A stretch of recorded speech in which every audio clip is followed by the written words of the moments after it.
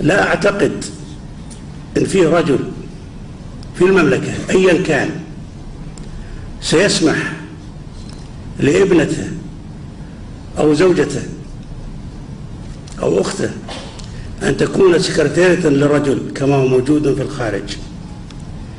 مجالات العمل كثيرة، وما يليق بالمرأة موجود وممكن تحقيقه،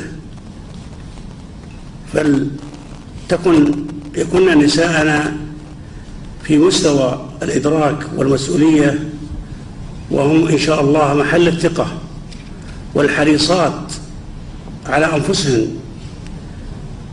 المرأة نساء شبها بالقوارير، ولذلك قوارير العطر.